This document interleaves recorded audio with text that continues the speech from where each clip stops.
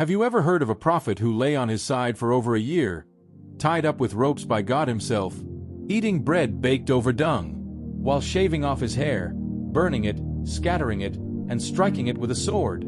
This isn't some obscure myth from a forgotten tribe.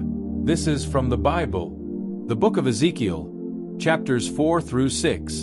And what's hidden inside these strange, almost theatrical commands? Maybe one of the Bible's most haunting mysteries. Tonight, we're diving deep into Ezekiel's bizarre 430-day prophecy, a story of famine, fire, hair, dung, and divine wrath. A story that asks us, what kind of God would demand this? And what exactly was Ezekiel trying to show the world? Welcome to the Echoes of Mystery, where we uncover the strangest and darkest mysteries of Scripture. Do well to subscribe to the channel for more videos like this. Our story begins with a strange art project. God speaks to Ezekiel. Take a clay tablet. Draw the city of Jerusalem on it. Now imagine that. A prophet, sitting in exile by the river Chebar, etching the holy city into a piece of clay. But this wasn't just a doodle. God tells him to build a miniature battlefield around it.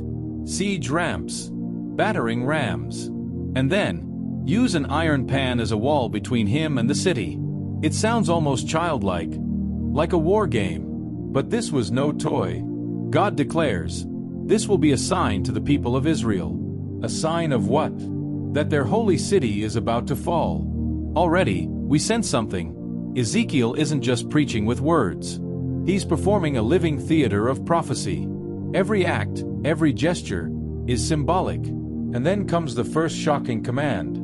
Lie on your left side, God tells Ezekiel, for 390 days. That's the number of years of Israel's sin. Then, turn to your right side for 40 days. That's the number of years of Judah's sin. In total, 430 days. Over a year. Tied up with ropes, unable to turn. The image is haunting. Ezekiel, immobilized, his body pressed into the ground, counting each endless day. But why 390 and 40? Some scholars suggest it represents the time between Israel's fall to Assyria in 722 BCE and Judah's fall to Babylon in 586 BCE. But the math doesn't line up neatly. The numbers don't quite fit. So what does it mean? Was this a countdown? A symbolic punishment? Or something else entirely? Whatever the case, it paints a disturbing picture of prophecy as suffering. Ezekiel's body itself becomes the message. But there's more. He must not only lie there, he must eat in a very specific way. God instructs him. Take wheat, barley, beans, lentils, millet, and spelt. Mix them all into bread. And eat only 20 shekels worth a day, less than half a pound. Drink only 1/6 of a hin of water, less than a liter. Strict rations, the diet of famine, and then the most infamous detail. Bake it, God says, over human dung. Pause there. Let that sink in. The bread of affliction, cooked over human waste.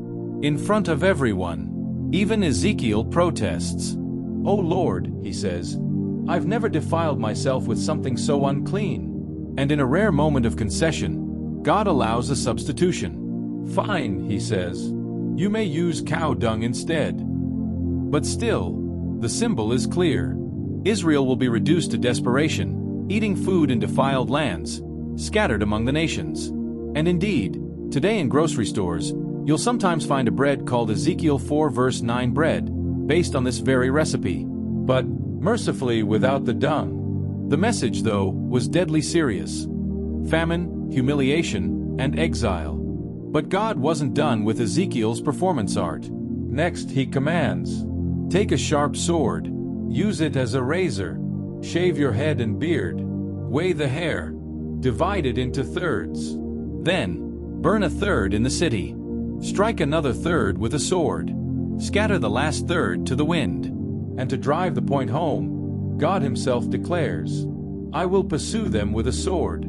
The symbolism is chilling. 1/3 of the people will die in fire and famine. 1/3 will be cut down by violence. And 1/3 will be scattered, pursued, and hunted even in exile. This is prophecy as ritual horror. a man mutilating his own hair to represent the destruction of his people. And in the midst of this, God asks him to keep just a few strands of hair tucked into his robe. A remnant, a small survival. Even in judgment, there will be a remnant. But even they, God says, may face the fire. Now, listen closely to the words God speaks through Ezekiel in chapter 5. I will execute judgments among you. Fathers shall eat their sons, and sons shall eat their fathers. A third of you shall die by pestilence and famine. A third shall fall by the sword. And I will scatter the last third to the wind. Cannibalism, famine, plague, fire. This is not the gentle shepherd God many expect. Over 60 times in the book of Ezekiel, one phrase appears. Then you will know that I am the Lord. It always follows destruction, always after horror, as if to say, only when I tear everything away will you know who I am. It's repeated like a drumbeat, an obsession. But what kind of God proves himself through devastation? In chapter 6, the vision turns outward. God tells Ezekiel, prophesy against the mountains of Israel. The mountains, the hills, the rivers, the valleys. God threatens not just people, but the land itself. Altars will be smashed, idols broken, corpses piled upon idols until they're buried in death. The land of Israel will become a graveyard. But even here, God promises a few survivors. Scattered across nations, they will remember their sins. They will loathe themselves, and they will know that He is the Lord. It is the same refrain: judgment, death, scattering, and then recognition. So what are we to make of this? Ezekiel's strange performance art, lying on his side for 430 days, eating rationed bread baked over dung, shaving and burning his own hair, prophesying against mountains. Was it history?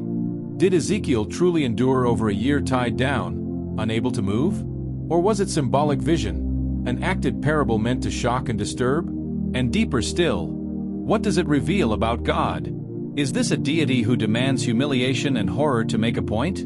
Or is it a dramatization of the desperate reality of siege and exile? Scholars debate. Believers wrestle. Skeptics shake their heads. But one thing is certain. This is no ordinary prophecy.